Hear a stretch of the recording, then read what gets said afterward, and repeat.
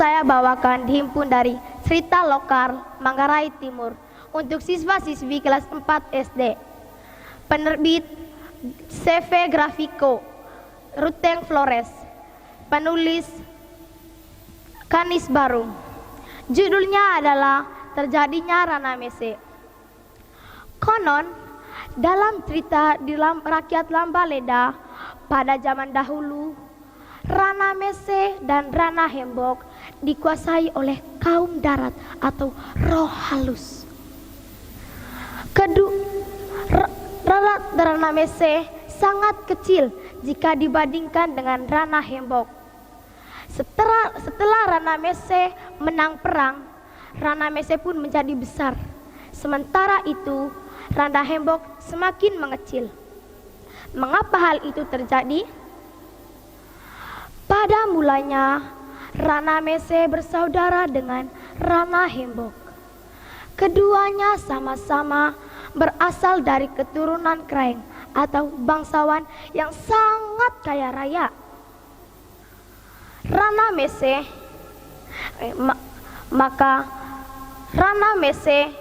mungkin karena Rana Hembok lebih besar daripada Rana Mese, maka kaum Rana Mese menganggap dirinya sebagai raja yang mau menguasai Rana Poja, Rana Rabuk, Ranaka, dan mau menguasai penghuni-penghuni yang ada di Mandosawu, Takdovaluk, Kasiteno, Ngandolava, dan Golong Tede.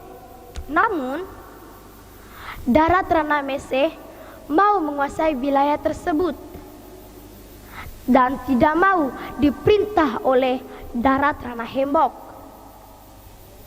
Sayalah raja yang akan berkuasa untuk memerintah kalian semua, kata seorang darat Rana Hembok.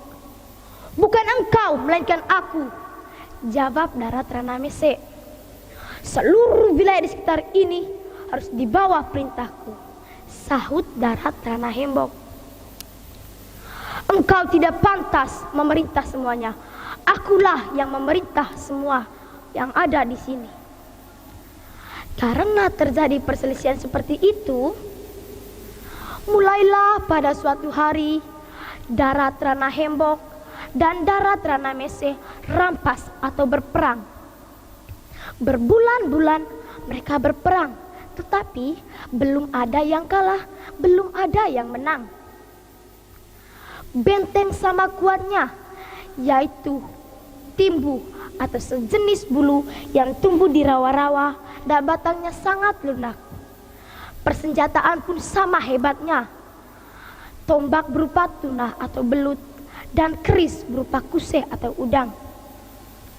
Mereka perang terus menerus. Kadang berlangsung di Rana Mese, kadang pula berlangsung di Rana Hembok.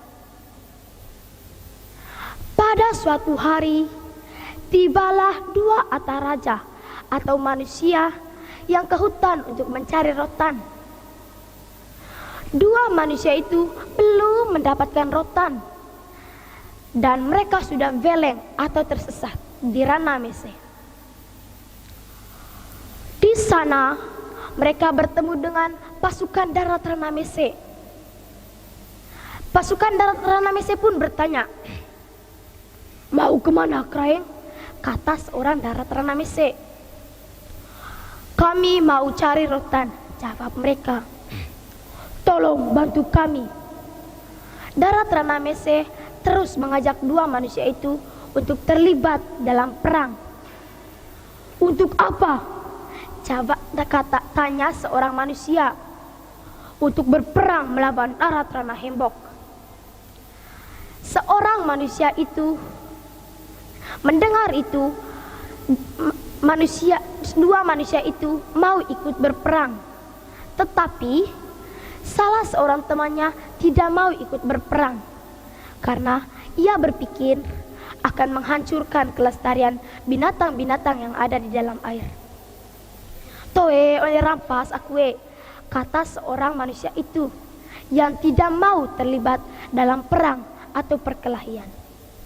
Namun Hairban atau temannya dan pasukan darat Rana Mese terus mengajaknya untuk berperang melawan darat Ranah Hembok. Pasukan darat Ranah Mese berjanji akan mencari rotan sebanyak-banyaknya dan akan mengantarkan sampai ke kampung mereka, asalkan dua Ataraja itu ikut berperang melawan darat Ranah Hembok. Mendengar janji itu, dua Ataraja itu mau membantu darat Ranah Mese. Ketika ketua darat Ranah Mese masih berunding dengan dua Ataraja itu, pasukan memberitahu bahwa darat Ranah Hembok sudah menunggu serangan darat Ranah Mese. Oleh karena itu, ketua darat Ranah Mese menyuruh semua prajuritnya untuk pergi ke sana. Begitu sampai di sana, darat Ranah Hembok melancarkan serangannya dengan ribuan senjata yang berupa tuna atau belut dan kuse atau udang. Dua Ataraja itu sempat terkejut melihat udang dan belut begitu banyaknya. Dengan mudahnya manusia membabat benteng berupa timbuh dari danau Ranah Hembok, sehingga air dari danau Ranah Hembok mengalir keluar. Sebagian belut yang ada di danau itu ikut terhanyut keluar. Belut-belut yang kesana kemari dipotong manusia dengan parang yang begitu tajam. Melihat kejadian itu, darat Ranah Hembok pun menjadi takut dan membiarkan air dari Ranah Hembok mengalir ke Ranah Mese. Akibatnya, air di Ranah Hembok semakin mengecil dan air di Ranah Mese semakin membesar. Sampai saat ini pun Ranah Mese lebih besar daripada danau-danau di sekitarnya. Begitulah cerita terjadinya Ranah Mese. Sekian dan terima kasih.